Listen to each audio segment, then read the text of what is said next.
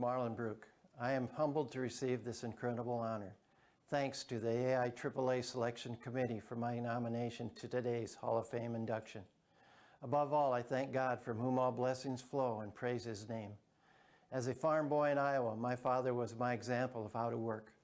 His focus on the farm was to complete a job, fixing what was broken and adapting when stuff did not go as planned. In 1970, I started teaching at a Phoenix elementary school while continuing my degree at ASU.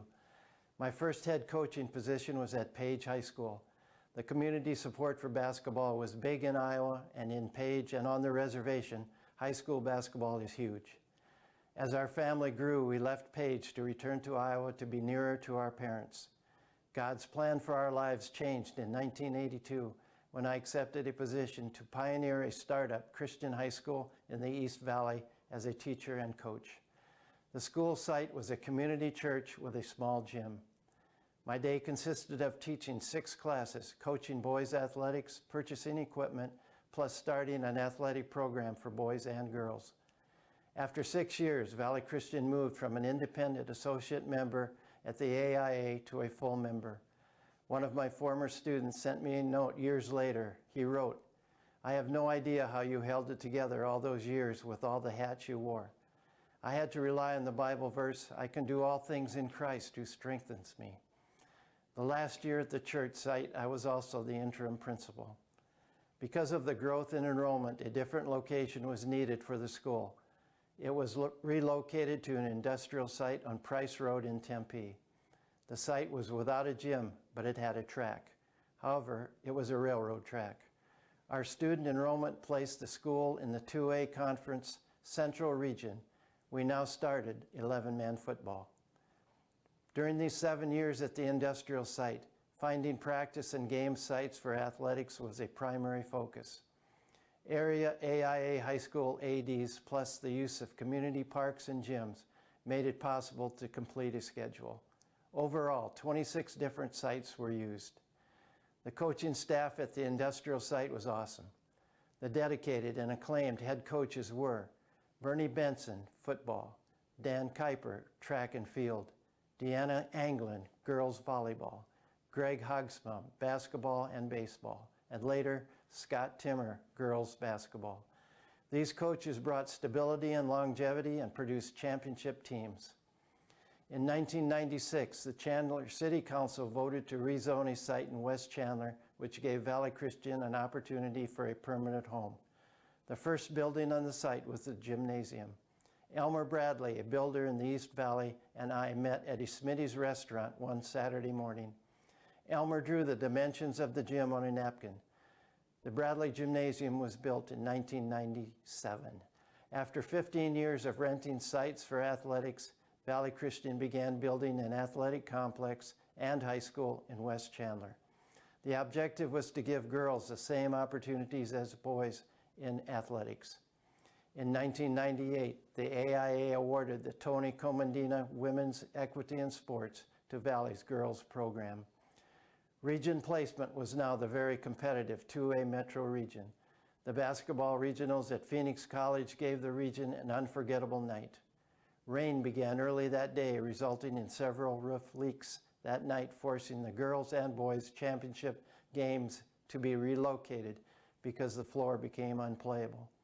Phoenix Country Day AD Bob Kossawer contacted the Washington High School AD and agreed to finish the championship games at Washington High School gym. The boys' game ended late in the evening, but the games were not rained out. In 2004, Valley Christian was honored to receive the inaugural Director's Blue Cup for 1A through 3A schools. From 1989 to 2012, Valley Christian was recognized 6 times as the winner of the Don F. Stone Award in the 2A Conference. From 23 students in 1982 to nearly 400 students in 2012, I was blessed watching the accomplishments of the talented athletes and dedicated coaches. In retirement, I've had the opportunity to help the AIAAA tournament directors at various state championships. I have developed lasting friendships along with witnessing outstanding competition. This honor would not be possible without the support of my family. To my wife Shirley and children, Kelly, Krista, and Michael, You were my encouragers during my 35 years in teaching, coaching, and administration. To those who have been inducted before me, it is an honor to be mentioned with you as a member of the AIAAA Hall of Fame.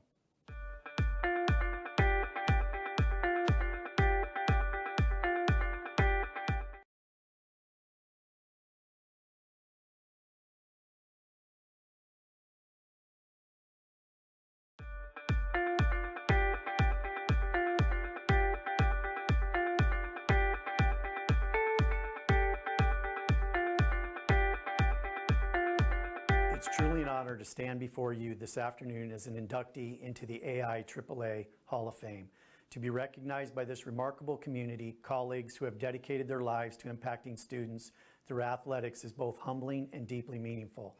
This moment isn't about me. It's about a lifetime of shared purpose, about teams of coaches, athletes, administrators, and families who believed in the power of sport to shape lives and build communities.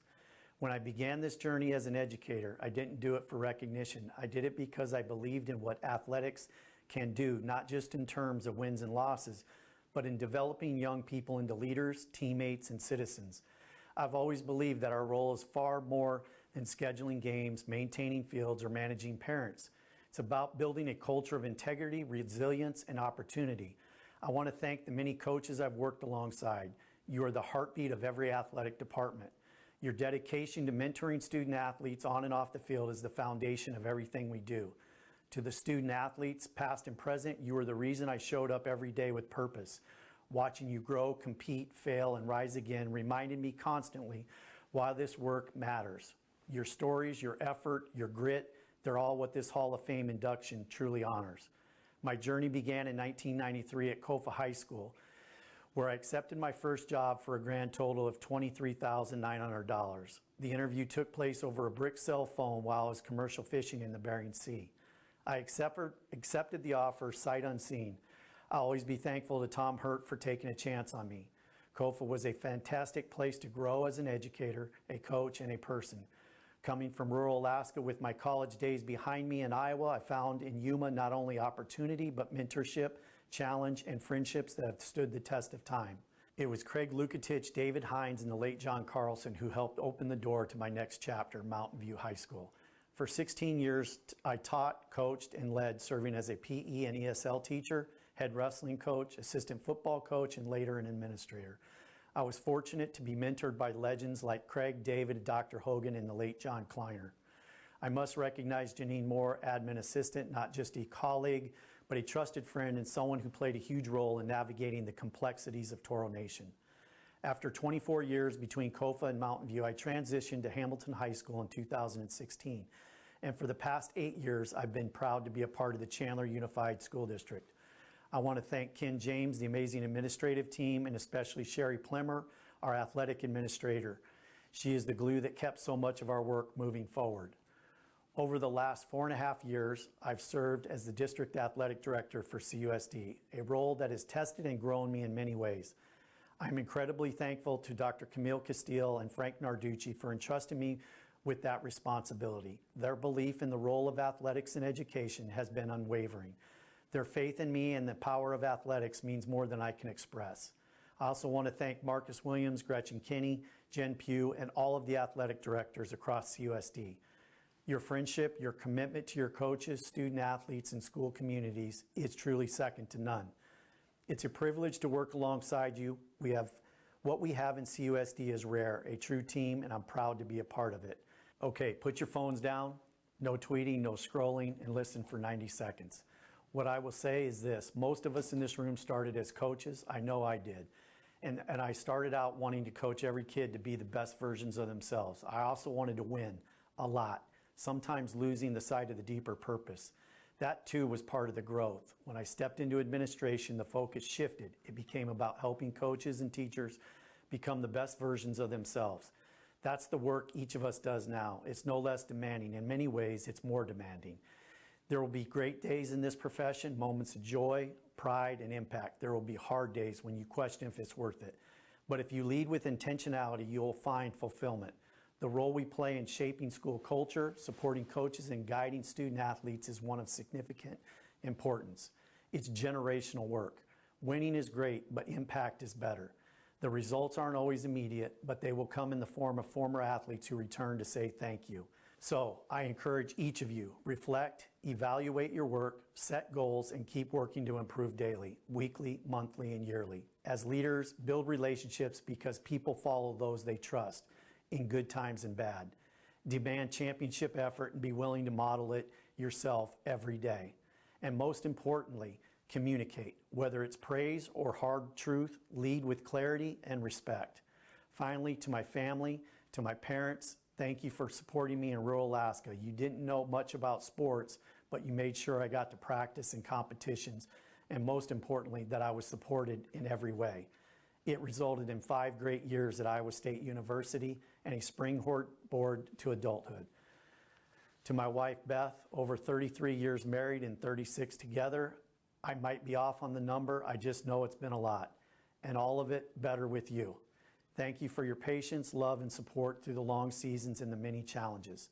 And to my kids, Sierra, Siler, Jackson, and Riley, thank you for the joy you've brought me through your own journeys in competition, and yes, a few frustrating moments as well. Watching you grow into incredible young adults has been one of the greatest honors of my life. To the AIAAA, tonight's induction is a tremendous honor, but I share it with all of you. Thank you for being a part of the story. Thank you for the opportunity to serve, and thank you for believing in the power of athletics to change lives.